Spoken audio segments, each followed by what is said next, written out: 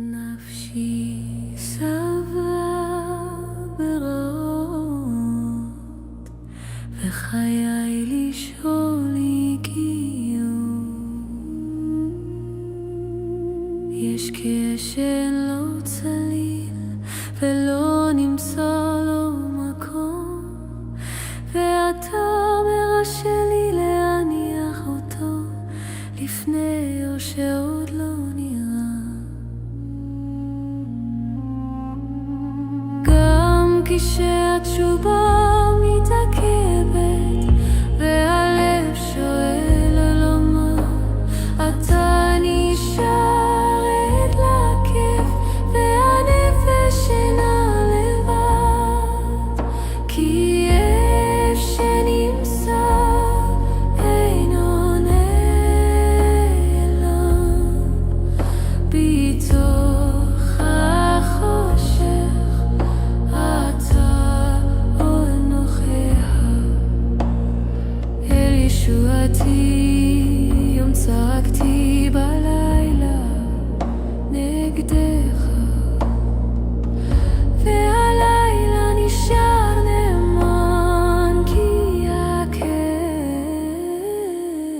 נשמר.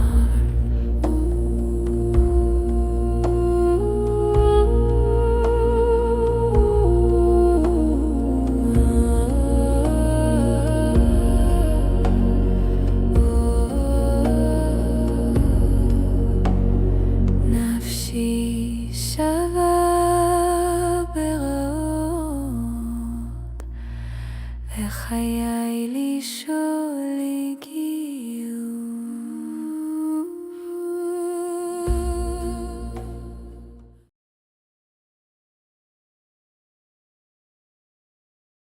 Amém. Bom dia a todos. Graça e paz. Vamos ao nosso costumeiro desafio de estudar o livro de Jó. Hoje nós estamos no capítulo 17. Capítulo 17. Vamos continuar.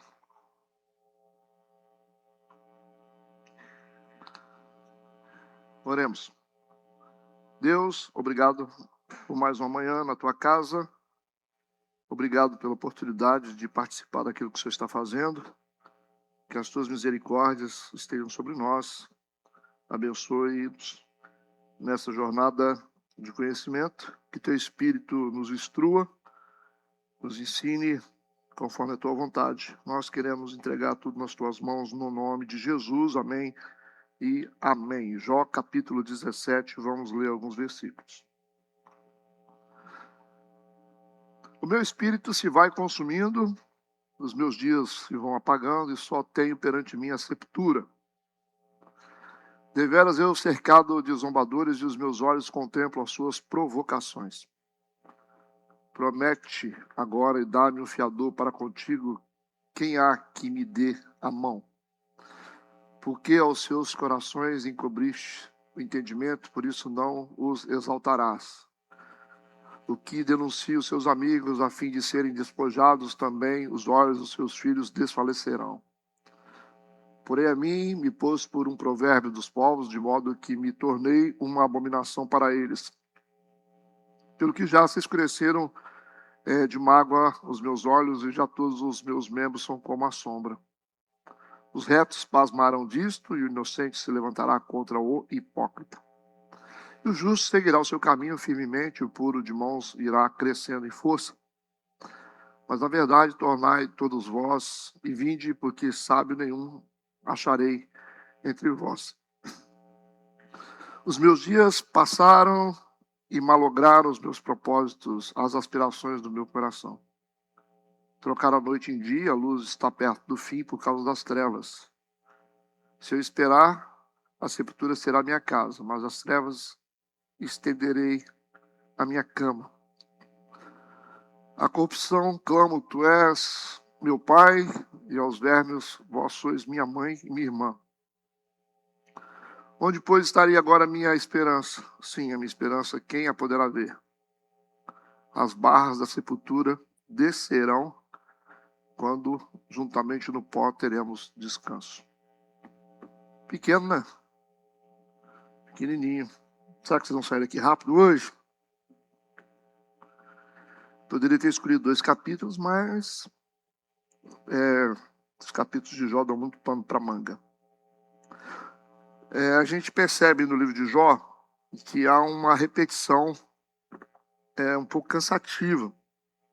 A gente espera que na próxima semana ou na outra semana a gente vai ver algo diferente do que a defesa dele, né?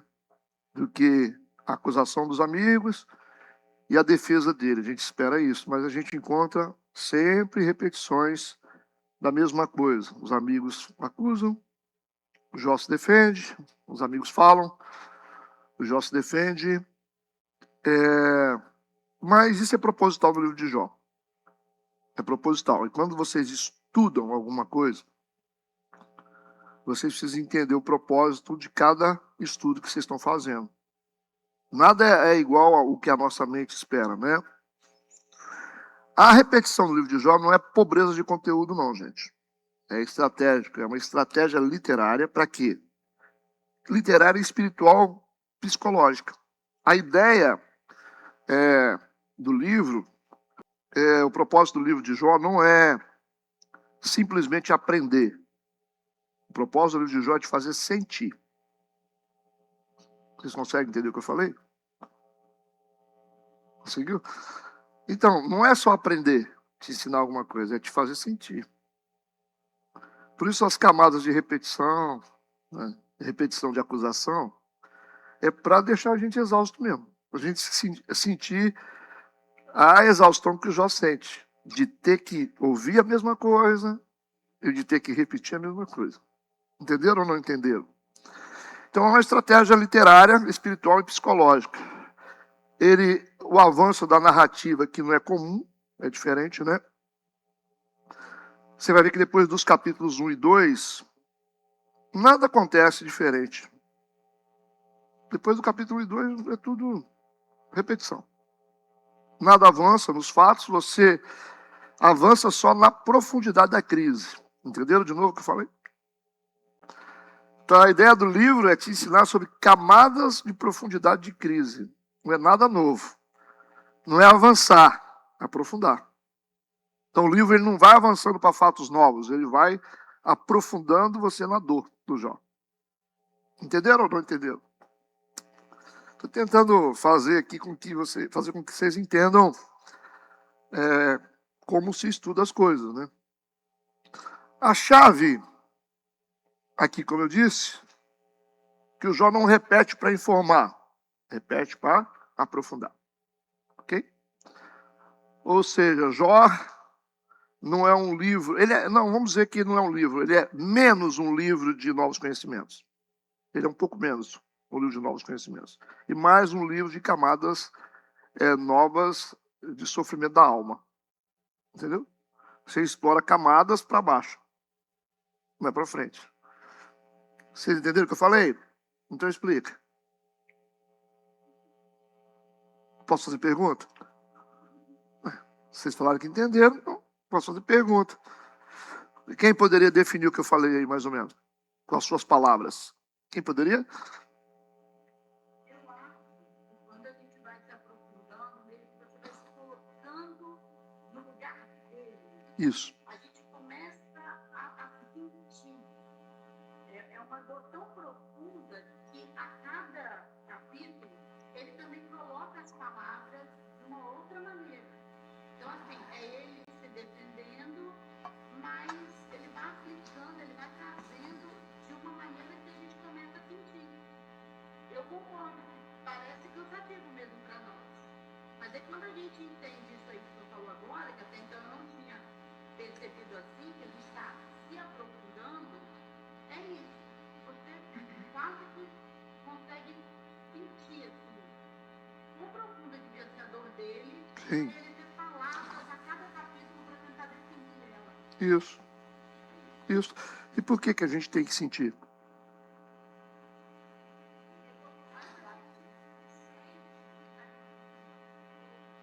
Sim.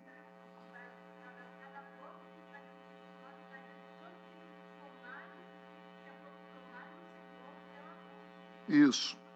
E acho que a gente aprende um pouco mais a ser misericordioso. A gente meio que vai tentar, né? Isso. Completaram bem. A ideia é fazer a gente sentir, porque o livro fala para nós, e Deus está tentando explicar a dor humana através da história de Jó. Ou seja, Deus está tentando falar conosco a respeito das dores que nós vivemos através da história de Jó. Por isso que ele coloca a gente dentro da história através do sentimento. Entenderam? É isso. Então vamos dividir aqui o Jó, o capítulo, para a gente poder se organizar. Jó 17 pode ser dividido em 3 movimentos. Antes de entrar, queria perguntar para vocês, se vocês que não estão vindo na escola bíblica, vocês têm assistido, pelo menos no YouTube, têm acompanhado? Não, né? Você assiste? Assiste. Exatamente. É uma sequência, a gente chama isso de estudo sistemático. Ou seja, um capítulo depende do outro. Não, você fica perdido. Então tem que ter essa disciplina para que você possa ter um resultado de construção espiritual. Construção espiritual. A teologia, ela faz com que algo bom seja proveitoso. Nem tudo que é bom é proveitoso. Você pode muito bem ter uma coisa boa que pode ser usada de forma errada. Você pode ter uma coisa boa que você não consegue usufruir. Certo? Você pode ter algo maravilhoso na sua frente, uma Ferrari na sua garagem, que você não consegue dirigir ela nunca. E ela nunca saiu da garagem. Então, Bíblia é mais ou menos assim, algo bom que pode não se tornar proveitoso. Pode ficar uma coisa que fica lá guardada na sua vida, mas não serve para nada. Então, a teologia, por isso que Paulo fala isso para Timóteo, procura apresentar-te a Deus aprovado, como obreiro que não tem que se vergonhar e que maneja bem a palavra. Porque esse é o trabalho que Deus faz através do Espírito Santo em nós, organizar as Escrituras para que ela seja proveitosa. Porque senão não é proveitosa. Fica só letra, como muita gente tem na sua casa a Bíblia, mas não serve para nada. Como muitos de nós temos Bíblia, mas não serve para nada. Você ouve a palavra, mas não serve para nada. Você lê, não serve para nada. Você tem contato, não serve para nada. Como muita gente que tem, mas não serve para nada. Não sabe operar a máquina. Isso define quem tem uma vida abençoada pela palavra e quem não tem uma vida abençoada pela palavra. Aquele que ouve a palavra e pratica a palavra. Ou coloca para dentro a palavra. Ou coloca na vida a palavra. Aquele é como se ele tivesse construído o quê? Uma casa sobre a rocha. É só você conectar os textos da Bíblia. Está falando tudo. A parábola da semente, a semente que cai em terreno pedregoso. Não tem? São 4 terrenos, só tem um que presta. Que consegue pegar a semente e fazê-la se tornar útil. A semente é ruim? Não. Colheita não depende só de semente, depende de terreno também. Ué. Pode ter a melhor semente do mundo. Se ela for lançada num terreno ruim, não vale para nada. Depende do terreno, depende do cuidado. Não é só ter o terreno e a semente? Não, você tem que regar. Não dá para você colher alguma coisa simplesmente tendo uma boa semente. Deus me deu uma boa semente. Aí a gente vai para a parábola do talento. Deus me deu um talento. E aí? O que serve o seu talento? Enterrou? Como o cara lá da Bíblia? Enterrei. Não vale nada, né? Deveria ter pegado esse talento e feito ele crescer mais. Mas eu enterrei, eu guardei, fiquei um monte de gente guardando talento, guardando a Ferrari, mas não anda, os bancos estão no plástico ainda. E daí? Isso é a Bíblia. Isso é a Bíblia. Josué e Caleb receberam a palavra com todos os outros espias. Mas só eles guardaram no coração. Não é isso? Só eles guardaram no coração. É isso. Deixou cair no caminho, aí lascou. Dividindo o capítulo 17 em 3 movimentos, a gente pode dizer que do versículo 1 ao versículo 5, o capítulo trata da alma esmagada pela proximidade do fim e pela falsidade dos amigos. Alma esmagada.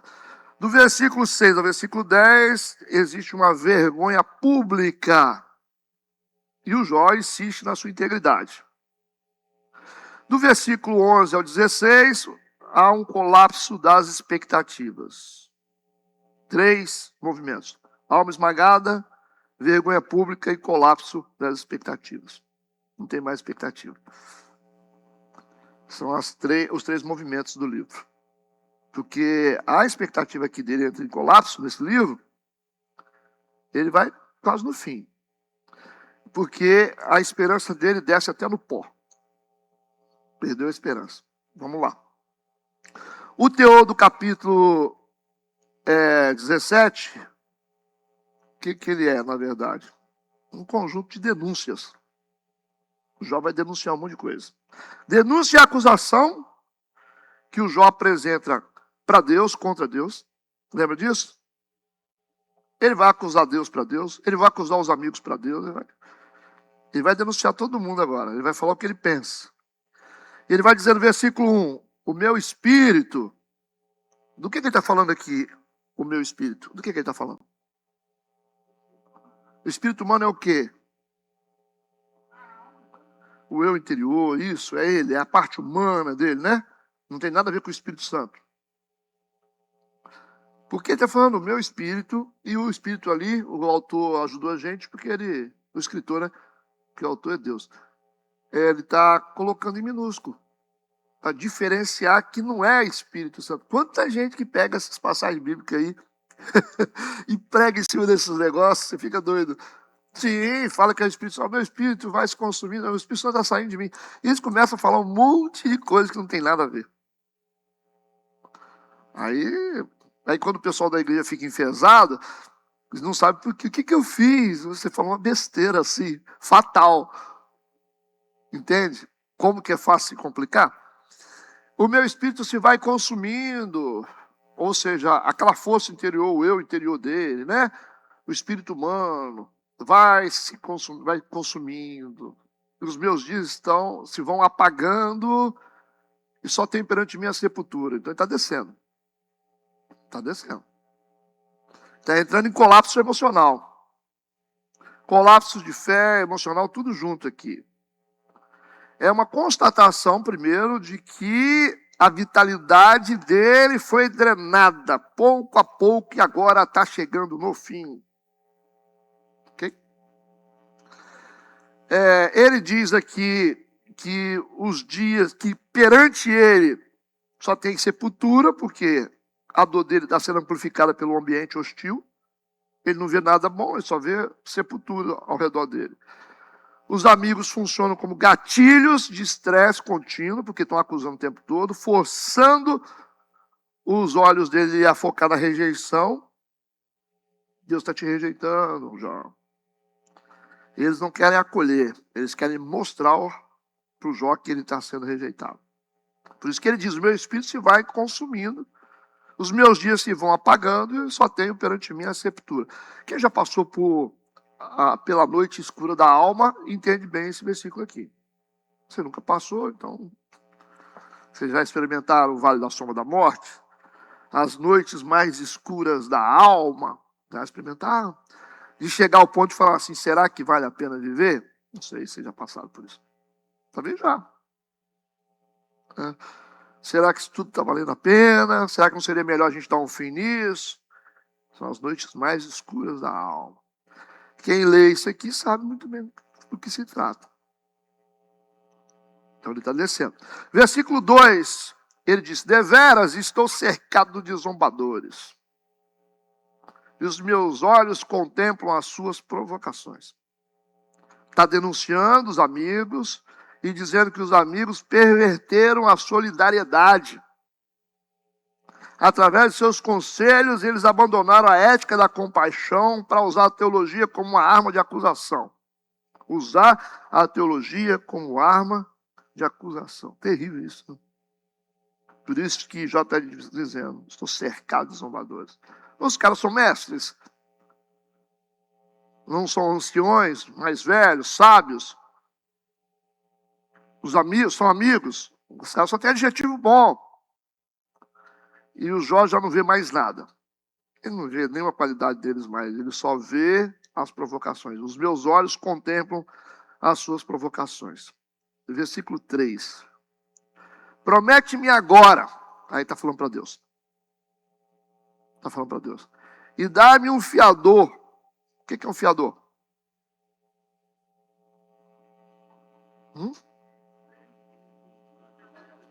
Alguém que vai garantir o pagamento da dívida. É uma garantia do débito que ele tem. Porque ele está chegando à conclusão que ele tem débito. E agora ele fala para Deus, promete-me agora, ele falou, e dá-me um fiador para contigo. Ele está dizendo, Deus, eu te devo. Então eu preciso que alguém pague a minha conta. E aí? Foi no Antigo Testamento falando de Jesus?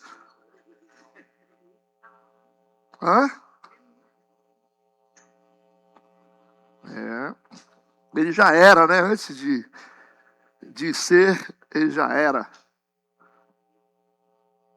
Dá-me um fiador para contigo. Quem é que pode pagar essa conta? Quem há que me dê a mão? Parece uma contradição, né? Isso aqui, porque a gente chama isso de paradoxo, né? Parece uma contradição. Porque ele fala para Deus e pedindo a alguém que possa pagar a conta, está falando, pedindo a Deus, para Deus, falando contra Deus, é uma doideira. Ele dividiu Deus em mais de uma parte.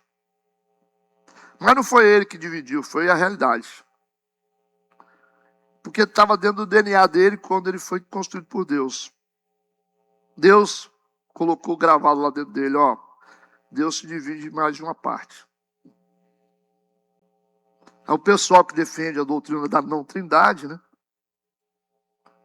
Mas tem um monte de texto que faz cair por terra, né? Gente que não acredita que Jesus é Deus e que existe uma trindade, ambos são Deus.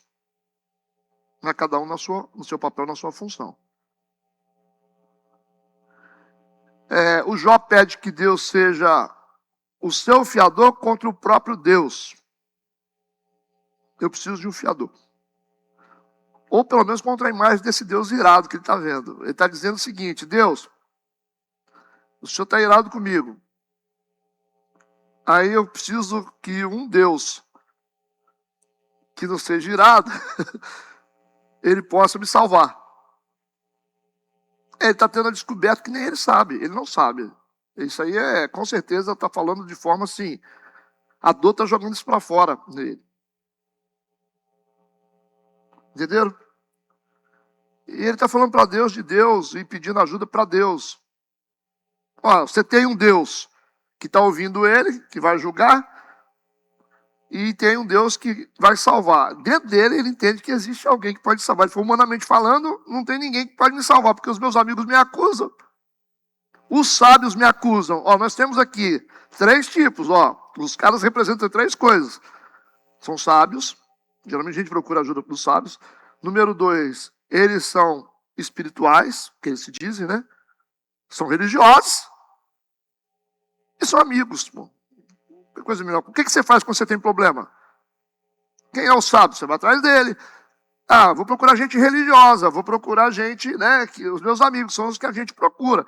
Então o texto está dizendo o seguinte, não vão encontrar. A gente não vai encontrar na religião, a gente não vai encontrar nos amigos e a gente não vai encontrar nas pessoas que se dizem sábias, ou seja, a solução para os problemas mais profundos da nossa alma. Só Deus. Aí adianta você ficar contando para a sua, você pode contar, não vai resolver nada.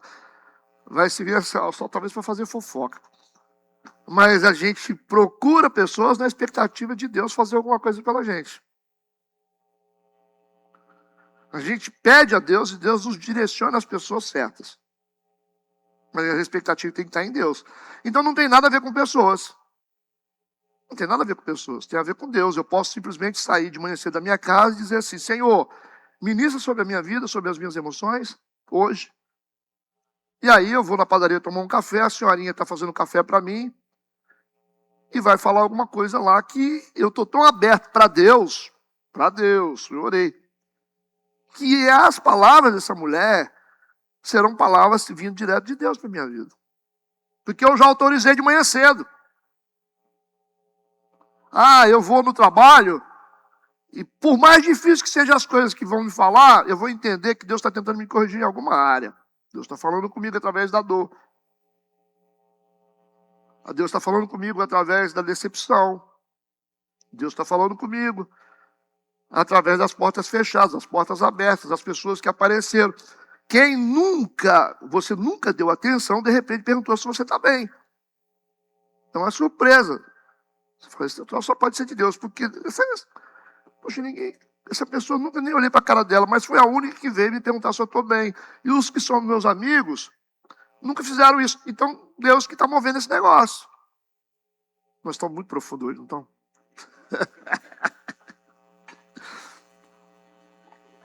Então vamos beber uma água.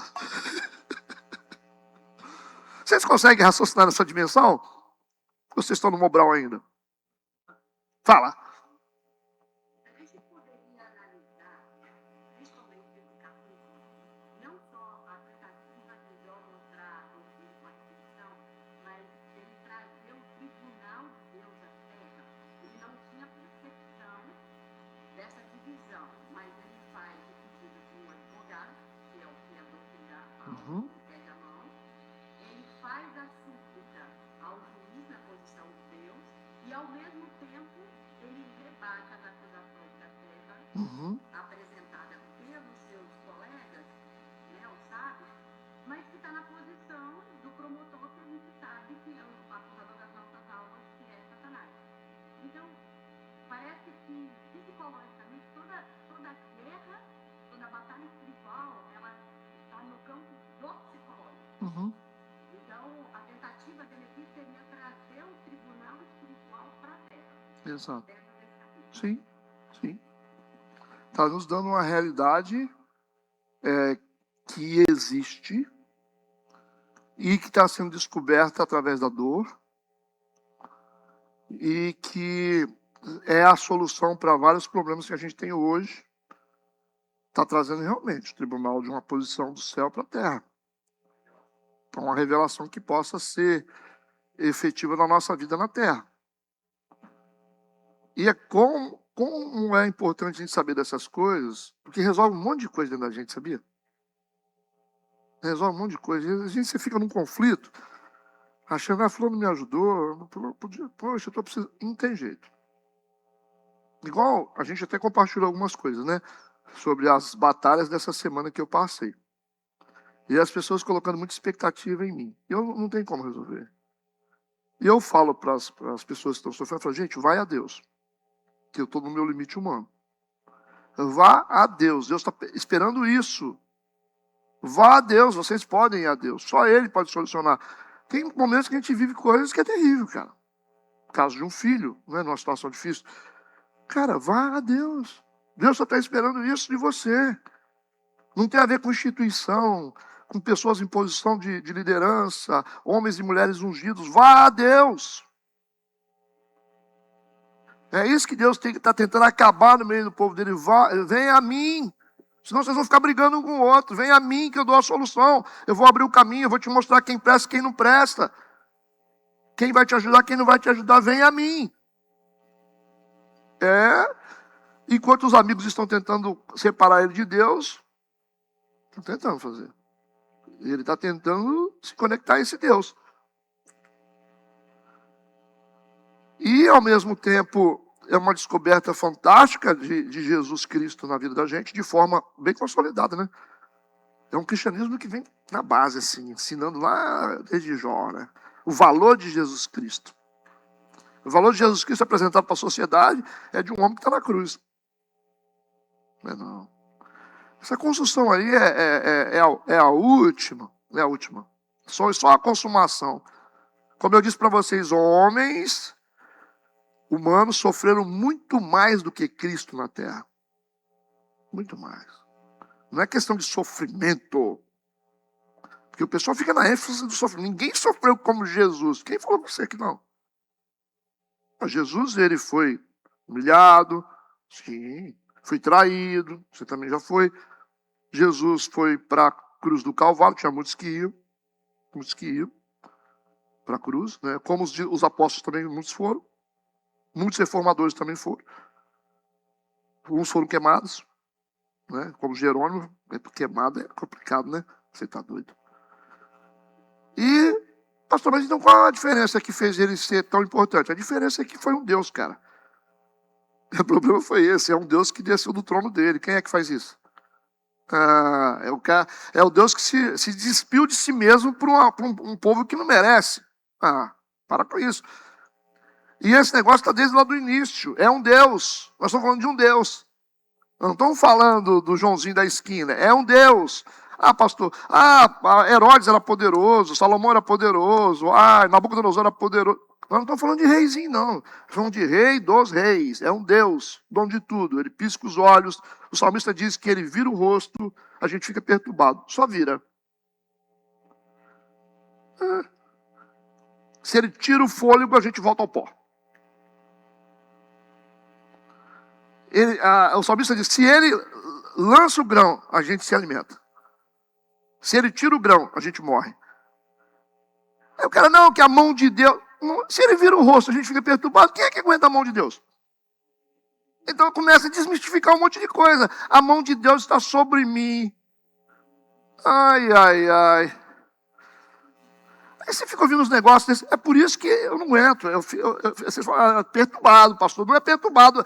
É difícil você ouvir uns negócios desses. A mão de Deus, os principados e potestades desceram sobre a minha vida, pastor. É mesmo? E tem uns artistas que falam, vou repreender que tem um principado. Principado? Principado domina a cidade, rapaz. Domina país, nações. Se é um principado, se uma pessoa mata. O próprio Satanás, ele não tem coisa. Se Satanás descer numa pessoa, ele descer, não sobra nem o pó, rapaz. Olha o colapso que aconteceu na terra, quando ele foi lançado na terra. A ciência está tentando explicar essas montanhas, essas pedras soltas, o meteoro que caiu numa época que matou os dinossauros, mas já existem evidências de que esse colapso que matou dinossauros, a gente já estudou sobre isso, que fez com que essas pedras tivessem, foi quando ele foi lançado na terra. Desceu do céu como um fogo, como um meteoro, entende? Não, pastor, não temos prova, calma, mas já está sendo estudado isso. Aí é o principado. Demônio que se aposta de pessoas, demônio sem vergonha. Shopee. Shopee está melhorando, né? Melhorou bastante. Eu sou cliente da Shopee também. Mas é os negócios que vai falando. Tem um principado. Principado. Mas o Satanás, ele entrou no Pedro. Não entrou, ele influenciou o Pedro. Satanás é um príncipe de extrema grandeza. Não dá, né? Só tem um que consegue deter ele, é Jesus. Nem Miguel conseguiu, que é o príncipe, destruiu o príncipe da Pérsia. Miguel, que é um príncipe, um líder.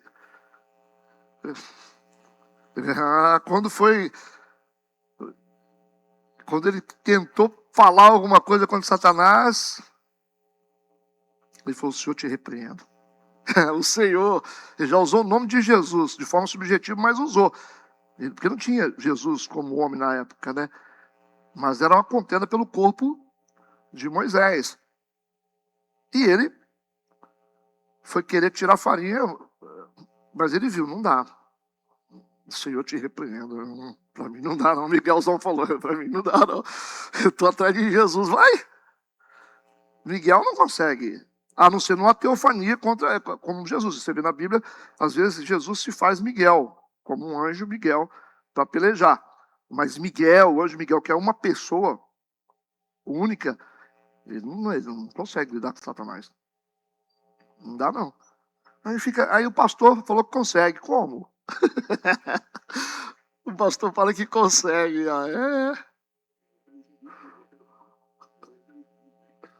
Tem isso? Tem isso. Tem isso. Pode digitar aí no YouTube, vocês vão achar ainda alguém falando assim, eu tô com o pé na cauda do diabo, ele não consegue sair. Tem. Ele deve falar assim, bobinhos. Eu sei do que vocês gostam. Como um pastor que estava comigo uma vez, ele foi querer repreender demônio. Foi querer repreender um demônio. Aí o demônio falou com ele assim, você bebe no mesmo copo que eu bebo. Ai, ai, ai. Saída pela tangente. O demônio falou isso com você?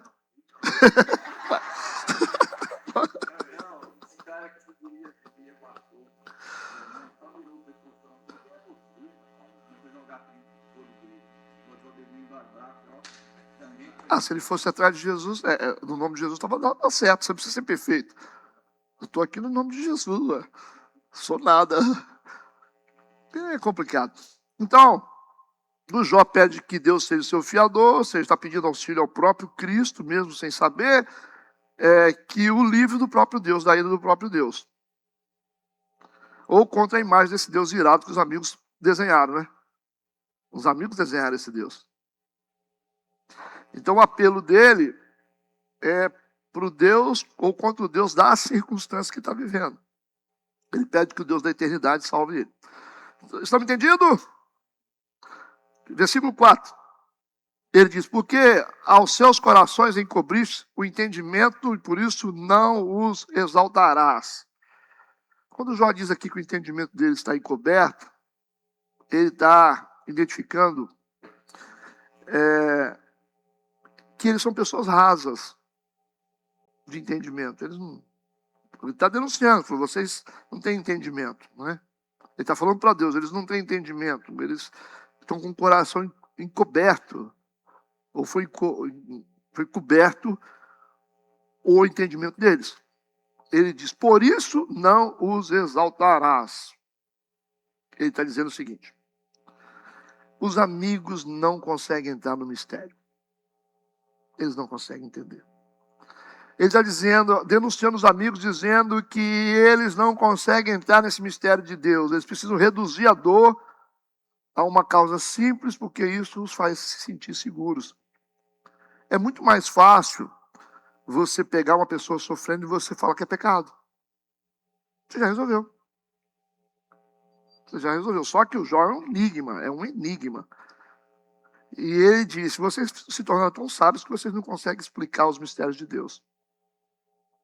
Existem mistérios, ele diz, que são mais profundos do que esse. Tem gente que sofre por causa de propósito divino. Tem gente que sofre para ser aperfeiçoado. Mas mentes pequenas sempre precisam transformar mistérios em acusações para não ter que lidar com a complexidade da vida. É muito mais fácil você acusar, você já descarta, está tudo certo. Você não tem que fazer gabinete, tentar entender, tentar ouvir, tentar entender por que a pessoa fez aquilo. Então é mais fácil. Isso é gente de mente pequena. Se acontecer aqui um caso de alguém, uma mulher, vamos dizer que uma mulher ela cometeu um erro de moralidade, a maioria das pessoas de mente pequena vão dizer o quê?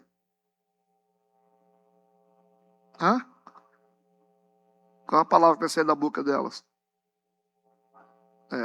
Não? Estão prontas já. Chegou a notícia. Fulana. Fiquei sabendo. Primeira resposta das pessoas vai ser essa. Que a maioria das pessoas tem a mente pequena. A pessoa caiu. Aí a pessoa fala, isso é... Tá bom, tá resolvida. Tá resolvido? Você falou que ela caiu porque ela é sem vergonha, tá tudo resolvido.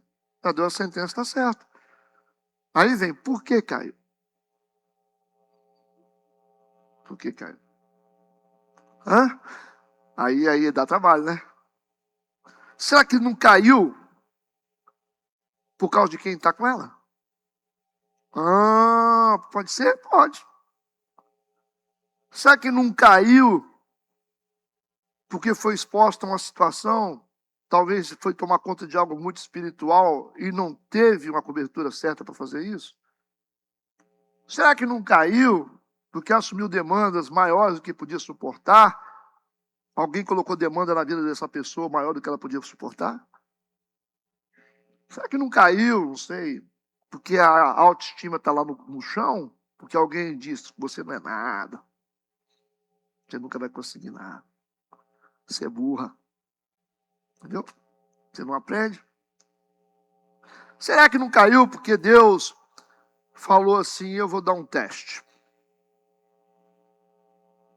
Vou fazer experimentar o caos para poder saber tirar a gente do caos. São mistérios. Por que Deus não matou Davi? Se o pecado dele era passivo de morte. Ué, por que a mulher pega em flagrante adultério? Ela não foi apedrejada. A lei não mandava? Por que não? Por que o ladrão estava na cruz foi salvo? Não sei. Deus sabe. Então é muito mais fácil ser mente pequena e transformar mistérios em acusações. Você não vai ter que lidar com a complexidade da vida. Por isso que é mais fácil você taxar, né? Não é fácil? Taxa, isola. Taxa, isola. Dor de cabeça. Mas as pessoas, elas sempre têm alguma explicação para as dores delas. Se você perguntar direitinho, elas vão responder. Você tem que saber perguntar. Sem vergonha, fica tomando cachaça, não toma vergonha na cara, né? Cachaceiro. Cachaceiro. Sei.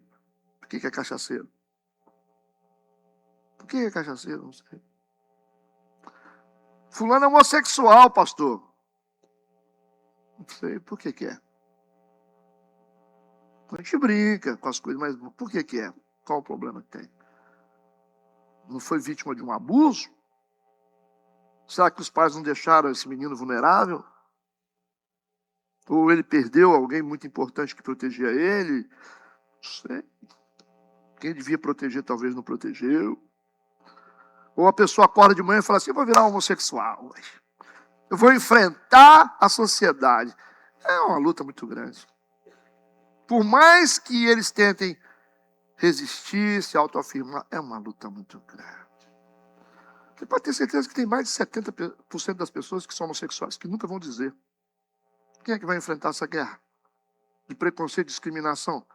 Você fica tentando provar o tempo todo que você é alguém através do que você faz. Você tenta ser bom na arte, ser bom na música, ser bom não sei o quê. Ser bom para provar que você é alguém. Sabe? O que é uma criança vulnerável? Olha para uma criança, olha para os filhos de vocês. O que é uma criança na mão de um pedófilo? Você deixa ela lá, você vai trabalhar para ganhar dinheiro, a menina está lá. O cara está passando a mão nela. Aí você sabe o que vai acontecer com a mente dela. É mais fácil falar assim, sem vergonha. Mais fácil, né? Eles não têm responsabilidade nenhuma. E tem gente que fala comigo assim, pastor, eu sei como é que você tolera certas coisas. Tem gente que fala assim, nossa, não gastava tempo com isso nunca. Mas o interessante é isso.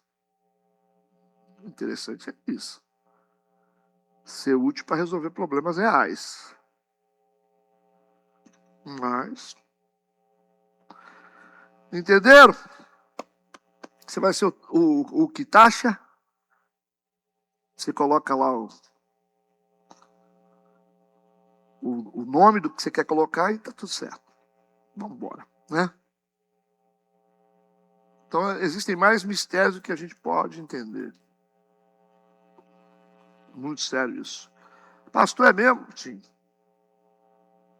Eu não vou falar assim direto, porque tem gente que não está pronto para aguentar, né? Mas estou com vontade. Se cortar, se cortar, só isolar ali, eu vou até preso. Mas deixa quieto, vamos deixar passar, porque eu tenho que trabalhar mais na igreja. Mas dá vontade de falar. Versículo 5. O que denuncia os seus amigos, a fim de serem despojados,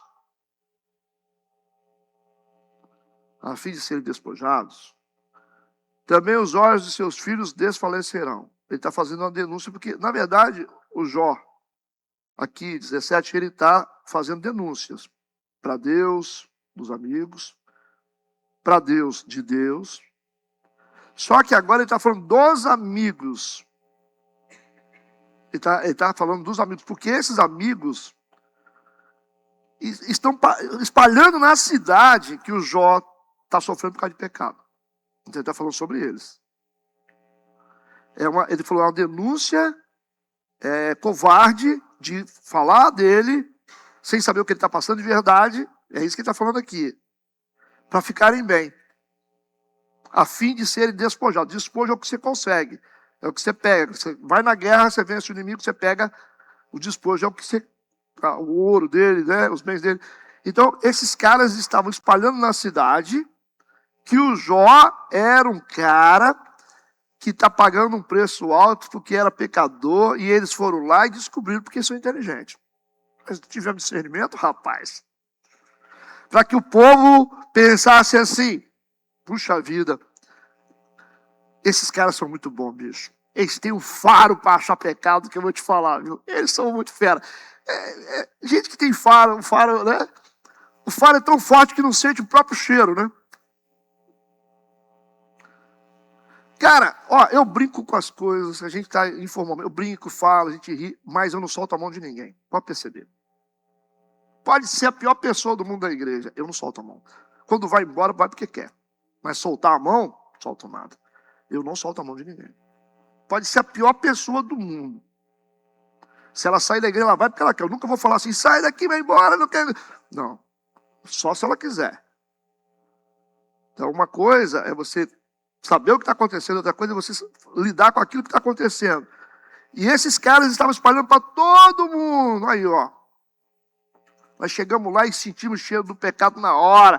E, ó, o Jó, todo enrolado, hein? Aí os caras falaram, puxa, a sociedade, esses caras são fera, eles descobrem mesmo. Ninguém pode pecar perto deles. Ele falou, o que denuncia os seus amigos? Entendeu? Ele falou, quem gosta de denunciar amigos, a fim de serem despojados para poder ficar bem, ele está dizendo, também os olhos dos seus filhos desfalecerão. Aí ele falou de uma verdade. Olha que coisa terrível, cara, que ele está dizendo aqui. Os olhos dos seus filhos desfalecerão. O que ele está dizendo aqui, que vocês acham? Quem arrisca? O que é olhos desfalecendo? Desfalecendo, ó, é morte mesmo. Olha que doideira. Você usar problemas dos outros para poder fazer conversa fiada para você se projetar bem na sociedade, como denunciante. É complicado isso aqui. Porque essa é uma injustiça passiva de consequências.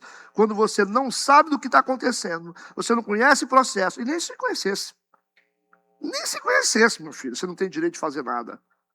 Nem se você conhecer, você tem direito de fazer nada. Você não tem direito. Você está vendo a pessoa sofrendo, você está vendo a pessoa passando dificuldades, você está vendo a pessoa numa situação difícil, você vai usar isso para dizer, tá vendo, ó, isso aí, não estou mais com aquele fulano porque eu sou uma pessoa espiritual, né? Eu não sou. E vai denunciando as pessoas, vai falando para os outros, vai falando para os outros. Falando de forma irresponsável para se promover como alguém, porque como alguém que é o defensor da justiça. Tem os defensores da justiça, né? Não tem os defensores da justiça? Eu falei porque eu não aceito naquela igreja, porque eu sou certinho. Rapaz, eu já falei, se for para falar de pecado, vai sobrar para todo mundo. Não vai ficar um. Se botar um João Batista aqui dentro dessa igreja, nenhum de vocês vão parar em pé. Quer valer? Vocês que têm cara de religioso assim, com essas caras de valente para mim.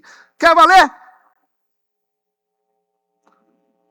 Eu duvido. Só Deus sabe o que tem dentro dessa cabecinha sua aí, ó. Tem uns que sabem esconder, outros não sabem. A diferença é só essa. Mas o negócio fica aqui, ó, na cabeça, ó. Eu não fui eu que denunciei isso aqui, não. O apóstolo Paulo já denunciou. Todos pecaram. Todos. Às vezes de forma diferente, né? De forma diferente. Um peca de um jeito, peca do outro, tudo é pecado mesmo, né?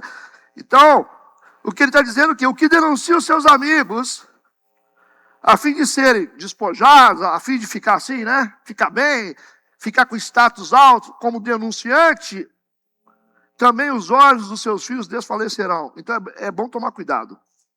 Não sou eu que estou falando isso, é a Bíblia. Cuidado como você usa a sua boca para falar de coisas que você não entende. Tá certo? De coisas que você não está entendendo. Quando você não entende, você, ó, a não ser que você for juiz, advogado de defesa, você está ali, né, fazendo alguma coisa, você é líder, você tenta entender a coisa. Agora, lidar com situações de forma irresponsável, isso tem um custo alto. Isso explica muito problema que está acontecendo na vida de muita gente. Você fala assim, de onde veio essa tragédia para essa família? De onde veio essa desgraça para essa família? A Bíblia explica um monte de coisa. É sério. É a gravidade de fazer coisas por interesse. Na verdade, gente de Deus, gente séria, não fica vigiando a vida dos outros, né? Ah, fala sério. Gente séria tem mais o que fazer, né? Vamos combinar, né? Gente séria, tá orando, tem ministério para cuidar, tá orando, tá cuidando do serviço, dos filhos. Gente séria não tem tempo para essas coisas. Gente séria não tem tempo para ficar assim, esmiuçando rede social, para ver a medida da saia da mulher, né? O salto se está muito alto. Não tem tempo para essas coisas. Gente séria não tem tempo para isso, não. Então o Jó está denunciando a quebra da lealdade. Não fui eu que programei esse capítulo, não, gente. Estava aqui. Ou vocês acham que eu peguei um e falei, vou estudar? Não, está na sequência. Aqui não tem como. Então, Jó está denunciando a quebra da lealdade. Os amigos vieram como consoladores, passaram a tratar Jó como presa dos seus argumentos. Eles estão se dando bem com a desgraça alheia. Eu acho que Deus, pelo menos, vai salvar esse povo da escola bíblica. Eu tenho quase certeza. Porque não tem como. Não. Porque não tem como saber de uma verdade dessa e ficar normal. Eu aprendi a calar minha boca já tem mais de 10 anos. Eu aprendi, porque eu tomei, né? Aprendi. O dia que eu ouvi lá na minha sala, um casal que chegou aqui falar de um pastor sem prova, eu fiquei assim,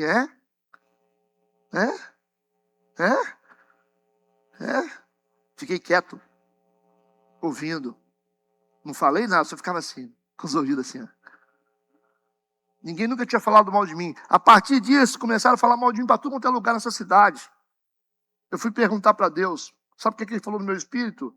Quando você ouviu falar de um líder e ficou omisso, não rebateu, não pediu prova, você abriu uma porta. Agora aguenta. Fazer o quê? Eu vou desistir? Não vai aguentar, né? Deixa eu pagar minha conta. Estou pagando. Pagando caro, né? Pagando caro. Há pouco tempo eu vi esse líder, eu pedi perdão para ele. Falei, um dia alguém entrou na minha sala, mas você falou, não, eu só fiquei calado. Ele falou, mas você fiquei calado porque omissão. Eu deveria ter rebatido, eu deveria falar, cadê suas provas? De onde vocês tiraram isso? Então, vamos trazer o pastor aqui. É isso aí, né? É o princípio da semeadura. Então, assim, por isso que não dá para reclamar. Não dá para desistir das pancadas que levo. Não tem. Vamos lá. Então, assim, isso eu aprendi. Falei, agora eu sei. Quando chega falando, eu falo, não sei de nada. Eu não sei de nada. Agora eu estou assim. Ele está balangando bem, isso eu fico já... Aqui da igreja, nego fala mal do pessoal da igreja. Eles gostam, né? Eles gostam. Eles não falam para a pessoa, falam para mim, para ver se eu detono a pessoa. Eu falo assim, vem cá, qual propósito você está falando isso aí? Porque eu ouvi, então encerra o assunto. Mas o senhor está protegendo. Está protegendo? Não, estou protegendo a verdade. Encerra o assunto, irmão. Encerra o assunto. Ué, Você vem com conversa fiada porque ninguém falou? Ah, falaram. Mas como assim? É assim agora? Falaram. Falaram do Andy. Mas como assim? Mas tem quanta gente que não gosta de você? Mas não tem nada, você não tem nada. Mas como assim falaram? Falaram, fiquei sabendo. Ah, você ficou sabendo. Tá certo. Isso é covardia, você tá ficando doido, moço. Isso é coisa de Deus, não. Então, assim, destruir os outros é muito fácil. Versículo 6, vamos lá. Olha, ele continua, versículo 6. No versículo 5, ele diz: o que denuncia os seus amigos a fim de serem despojados, também os olhos dos seus filhos desfalecerão. Porém, a mim me pôs por um provérbio dos povos. Olha o que ele está dizendo aqui, em forma de poesia. A mim, eles me puseram como um provérbio dos povos. Ou seja, eu virei poema na boca do povo, ele diz. De modo que me tornei uma abominação para eles. O Jó está acusando aqui. Primeiro está acusando Deus. Ele falou: o Senhor me colocou numa situação. Ele falou, e foi Deus mesmo. Não teve jeito não. Ele falou: o Senhor me colocou numa situação que os meus amigos transformou minha dor num provérbio no meio do povo. Ele acusa Deus de estar deixando ele passar por uma vergonha pública e que por isso ele se tornou um exemplo negativo na boca das pessoas. Ele falou: Deus, o Senhor me colocou numa situação tão difícil que os meus amigos espalharam na cidade inteira que eu estou sofrendo por causa de pecado. E agora virou provérbio, eu virei piada. As pessoas fazem, tipo assim, virou música na boca das pessoas. Olha que doideira. Ele experimenta uma humilhação social. E agora ele diz que ele é uma referência de honra, aquele que era uma referência de honra, porque o Jó era um cara, você imagina o Jó? O Jó era o cara, Deus falou, o cara íntegro, se desvia do mal. Ele era uma referência na cidade, rico. Para ele saiu de uma posição de honra para uma experiência de humilhação social. Virou um provérbio de desgraça. Todo mundo que fala na desgraça lembra dele. Mas está igual o Jó agora? Ó, cuidado, hein? Aquele pastor lá que saiu com a mala do dinheiro. É isso aí que aconteceu com ele. Aquele crente lá, aquele bombeiro lá que roubou não sei quanto lá do banco. Você está igual ele, cuidado, virar um bombeiro. Virou conversa fiada no meio de todo mundo. E ele acusa Deus de ter permitido isso. E Deus permitiu. Que ele virou um mau exemplo, um exemplo negativo na boca das pessoas. Humilhação social. Provérbio de desgraça. Essa é uma das maiores dores do justo, quando a sua vida vira comentário na boca dos que não conhecem a vida dele com Deus. Acho que foi. Dá para fazer até um podcast, né, Leandro? Isso aqui. Você tá doido. Vai vendo, cara. Né? Versículo 7. Pelo que já se escureceram de mágoa os meus olhos, e já todos os meus membros são como a sombra. Jó está dizendo que o corpo dele, físico, é uma testemunha material da injustiça sofrida. Ele falou: meu corpo está aqui. Os meus olhos se escureceram de mágoa. Ele está péssimo emocionalmente. E o corpo dele são como uma sombra. Está passando, está definhando. Versículo 8. Mas ele falou uma coisa aqui. Aí, no meio da dor, ele dá um grito e diz: os retos pasmarão diante disto. E o inocente se levantará contra o hipócrita. Aí ele falou de esperança. Eu já acredito que os retos ficarão de boca aberta com o que aconteceu com ele. E que os inocentes se levantarão contra a hipocrisia. Ele falou: vai ter gente séria que vai mudar minha situação. Ele falou. Mesmo na dor, Jó preserva uma convicção. Existe gente que vive a mesma coisa que eu vivo, que vão se levantar contra a hipocrisia. Ele disse: os retos pasmarão disto, e o inocente se levantará contra o hipócrita. Ele falou: vai chegar um tempo. Ele falou que toda a hipocrisia será destruída. A verdade encontrará testemunhos, ele disse. Jó crê que mais cedo ou mais tarde, pessoas retas saberão discernir que há algo errado na leitura dos seus amigos. E aí fica uma posição muito boa para a igreja verdadeira, é discernir que há algo errado na leitura de algumas igrejas. Os nossos amigos aqui são as outras igrejas. E a gente precisa ter espiritualidade suficiente para saber discernir que tem algo errado na leitura de algumas igrejas. Eles não estão tratando a coisa como deveriam tratar. E já não trata, né? Não trata dinheiro como deve tratar. Não trata pessoas, ministérios, posição. Tudo posição é de hierarquia, de poder, né? É complicado. Ser pastor é sinônimo de poder, apóstolo, essas coisas, bispo.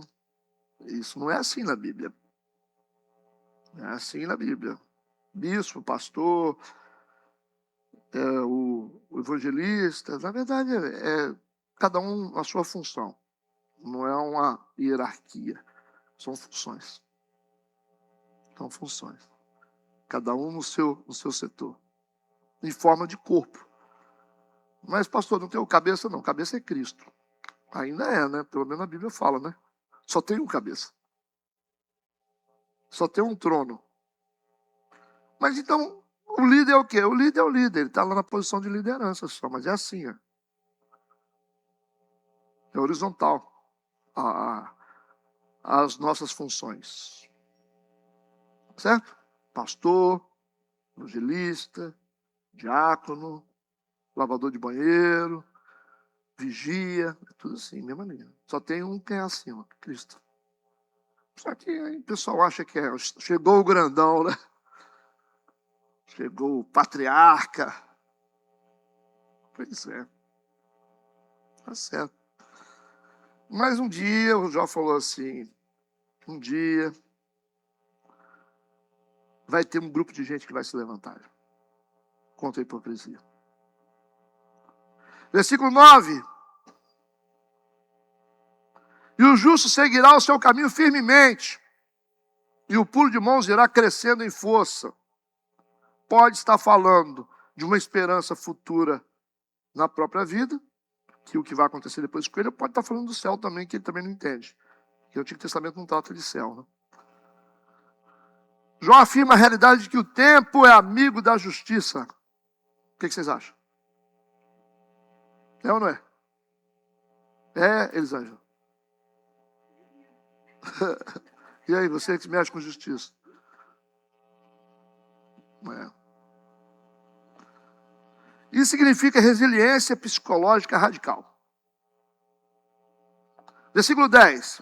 Mas, na verdade, tornai todo vós e vinde, porque sabe nenhum achareis entre vós. Agora ele vai enfrentar eles. Ele falou assim, agora vocês podem vir, ele falou. Tornai-vos todos vós e vinde, ele falou. Agora já... Agora ele falou, agora é tudo ou nada. Porque sabe nenhum achareis entre vós. O Jó confronta o grupo com lucidez cortante. Ele fala, vocês não são nada. Vocês não sabem de nada. Ele quebra o feitiço da manipulação do discurso dos amigos. Ele falou, não acredito em nada que vocês estão falando. Vocês não têm poder sobre mim. Eu já resolvi. Aí ele vai tomar uma decisão particular agora. Ele já descobriu que os amigos dele não servem para nada. Não vão ajudar ele em nada. Quebrando o feitiço da manipulação do discurso dos amigos, verbalizando que o barulho das palavras deles apenas esconde um vazio absoluto. Ele está dizendo, vocês são mais vazios do que eu. Senão vocês estavam me ajudando, não me acusando. Esse é o desmascaramento dos falsos peritos. Falsos peritos, né? Aqueles que sabem tudo dos outros, né? Ai, Jesus. Aqui não tem, graças a Deus. Tem um pouquinho, mas nós vamos acabando devagar. Eles ficam moídos. Eles ficam sofrendo, cara. Eles ficam sem lugar. Tipo assim, se eu sair, eles vão pensar que sou eu. Se eu ficar, eu tenho que segurar a onda. E dura fazer cara de paisagem tomando pancada. É maravilhoso. Não é o pessoal da escola bíblica, lógico, né? Desmascaramento dos falsos peritos que fecham as portas para qualquer tribunal que não seja do trono direto do Criador. Tribunal é só de Deus, irmão, não é humano. O próprio Cristo diz, eu não vim para julgar, eu vim para salvar. Quem julga está no céu. Jesus disse, eu vim para salvar. E ele falou também, aprender de mim que sou manso e humilde de coração, aprendam comigo. Não é a sua posição. Jesus na cruz, ele disse: Pai, perdoa, porque eles não sabem o que fazem. Por que ele falou isso? Mandou o Pai perdoar. Ele não é Deus? Porque Jesus não tinha lugar no coração dele para ter que perdoar. Ele não guardava nada. Só tem que perdoar quem guardou. Só tem um que você consegue. O Deus juiz, você tem que prestar conta para ele. Aí ele está falando: Senhor, Deus, perdoa eles. Ele era Deus, mas ele não tinha espaço no coração dele para guardar qualquer tipo de ressentimento para ter que perdoar. Deus tem ira. Deus tem ira. Mas Cristo é o amor de Deus em movimento. Jesus é a parte de graça, misericórdia e amor andando. Entendeu? Ele pegou a parte do coração dele, botou na terra e botou para andar, só isso. Mas o Deus juiz está lá em cima. Que toca fogo em Sodoma e Gomorra está lá, meu amigo. Não brinca não. Agora, Jesus é Jesus. Por isso que tribunal tem no céu. Isso não tem jeito não. Nós seremos julgados. E a ira de Deus é severa. Mas existe Cristo. Jesus, nosso advogado. E quem está em Cristo, por isso que é melhor ser cristão, melhor estar agarrado nele, né? Porque estou aqui, né, Jesus? Me ajuda aí, porque senão eu vou ter que ver o raio do Pai descendo sobre mim. É o nosso mediador. Não é a Maria, é Jesus. Versículo 11, ele está dizendo: os meus dias passaram e malograram os meus propósitos, as aspirações do meu coração. Já fala da sensação de planos interrompidos. Eu não tenho plano mais não. É o luto das expectativas. A alma humana vive também de planos, não é verdade, né? Quando os planos se desfazem, a pessoa pode sentir como se parte da sua identidade tivesse sido arrancada. É isso que ele está sentindo. Pessoas em crise precisam reconstruir sentido. Ok? É importante isso aqui. Pessoas em crise precisam reconstruir sentido antes de reconstruir a agenda. Dá para gravar isso aí. O que significa isso? Significa que as pessoas querem fazer as coisas para se sentirem bem. Não é assim. Se você não está bem, você não está bem, você precisa de uma agenda. Você precisa de uma agenda para poder se sentir bem. Aí você fica com muitas atividades, querendo fazer tudo para compensar as suas emoções, mas pessoas em crise, elas têm que reconstruir o sentido delas primeiro. A agenda não.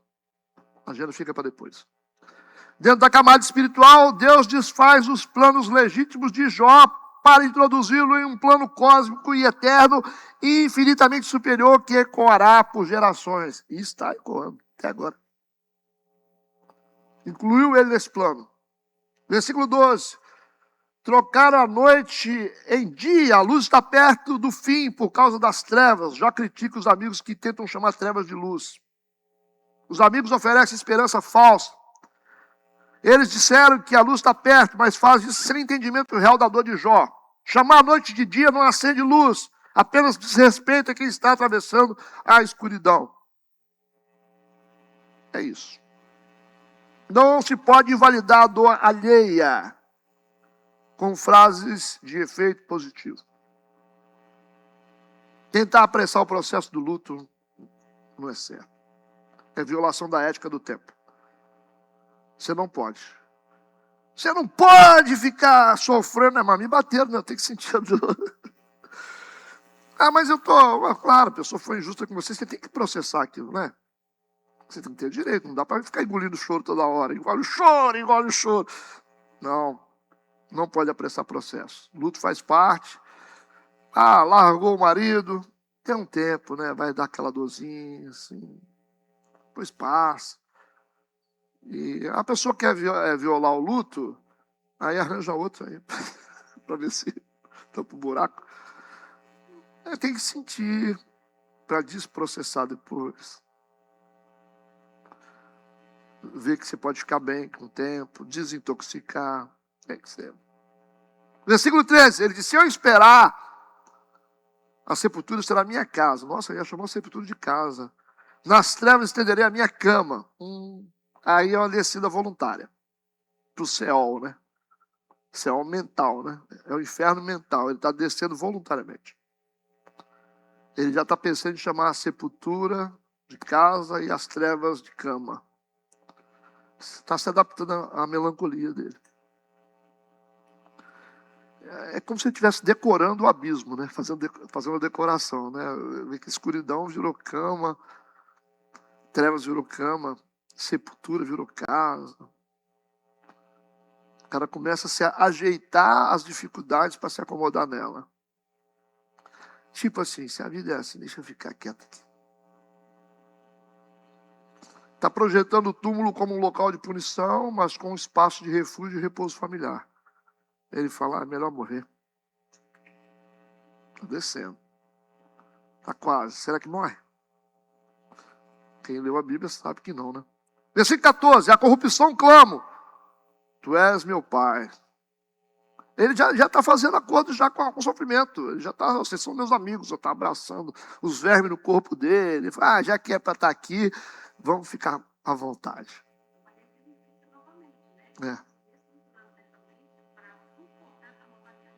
É uma nova realidade. Já que tem que sofrer, vamos sofrer certo.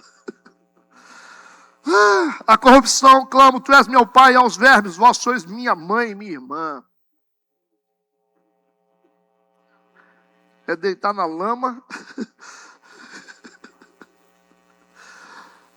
Jó está usando linguagem extrema para comunicar uma autoimagem destruída. Ele não se sente apenas doente. Se sente indigno, rebaixado, socialmente apagado.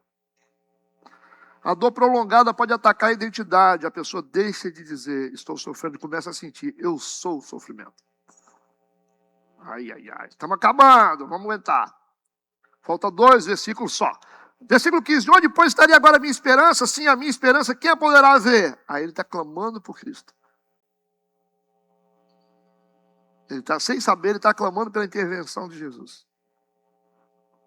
É como se ele tivesse certeza que o pecado do ser humano vai definhar a pessoa até a morte. Mas ele pergunta, quem poderá ser a minha esperança? Onde é que ela está? Olha só, onde, pois, estaria agora a minha esperança? Ele não está perguntando se a esperança existe. Entendeu? Ele está perguntando só onde ela está. Porque ele sabe que existe. Entenderam isso? Onde, pois, estaria agora a minha esperança?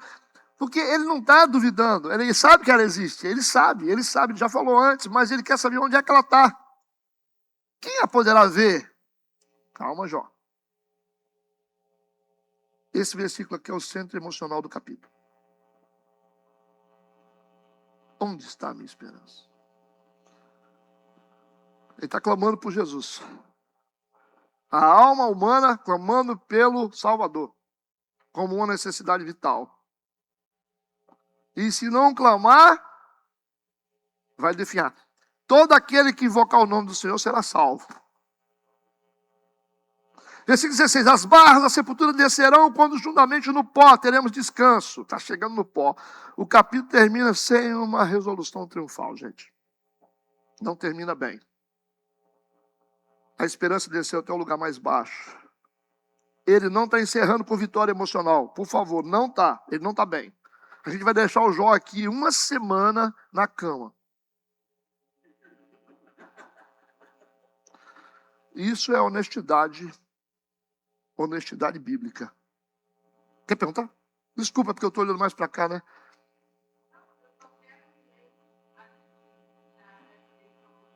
Uhum.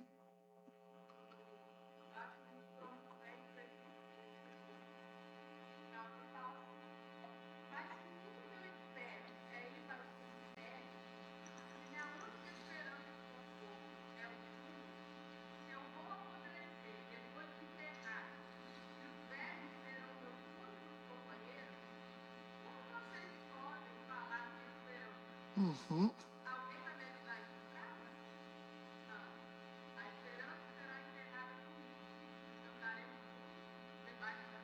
Uhum. Por ele mesmo, ele já está encerrando o ciclo dele. Mas o Jó só vai levantar, ele só vai levantar depois e recuperar tudo por causa do ato de misericórdia de Deus. É por causa do Cristo da Trindade que ele vai se reerguer, mas sem aparecer na história. Porque não tem salvação sem Cristo. Entende? Onde é que ele está? Na Trindade. Pastor, mas o Cristo aparece no Novo Testamento em carne, porque teve que aparecer, mas por um momento específico, mas ele sempre existiu, sempre existe. Então nós vemos aqui a honestidade poderosa do texto, né? Ele continua falando, e então enquanto ele fala, olha bem, enquanto ele fala, ainda há uma relação. Certo? Parece que ele desistiu, né? Enquanto há clamor, há vínculo. Enquanto há perguntas, há fé. Parece que ele está desistindo, mas ele mesmo está conectado sem saber. Voltando a falar. Enquanto ele fala, há uma relação. Enquanto há clamor, há vínculo. Enquanto há perguntas, diante de Deus há fé. Então ele sabe que Deus existe. Esse capítulo encerra nos ensinando sobre uma fé triunfalista. Sobre uma fé sobrevivente. Uma fé que não tem respostas, mas ainda tem temor. Uma fé que não tem força, mas ainda tem verdade. Uma fé que não consegue cantar, mas ainda se recusa a mentir. Jó 17 é o retrato de uma alma no limite, mas ainda presa à verdade. Fechou? Ai, dá para escrever um livro desse capítulo aqui. Aliás, o livro de Jó dá um livro, hein? Bom ainda. Grande maratona, né? Deixar você uma semana no sítio lá só aprendendo sobre Jó. Retirado. Mas é muito legal. As pessoas do mundo secular poderiam se aprofundar mais nisso, né? Os sábios aí, né? Os intelectuais, né? Poderiam se aprofundar nisso aqui. Né? Augusto Cury gosta de Bíblia, mas quer virar político, aí já começou a bagunçar. O cara que gosta de Bíblia não pode querer virar político, não. Complica, né? Não tem chance nenhuma também. Muito bom ele, mas chegou no limite, né? Oremos. Deus, obrigado. Mais um dia, mais um estudo vencido. Que hoje seja um dia de paz, de bênçãos, de prosperidade.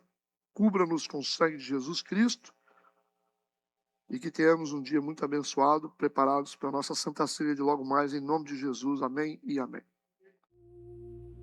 נפשי שבעה ברעות, וחיי לשאול הגיעו. יש כשאין לו צליל, ולא נמצא לו מקום, ואתה מרשה לי להניח אותו לפני או שעוד לא נראה.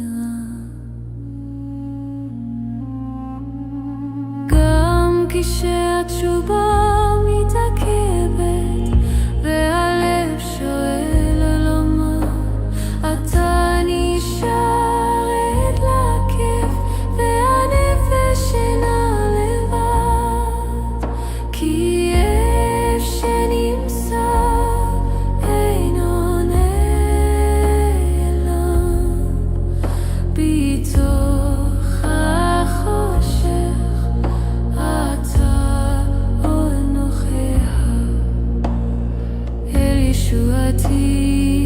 יום צעקתי בלילה נגדך והלילה נשאר נאמן כי הכאב נשמר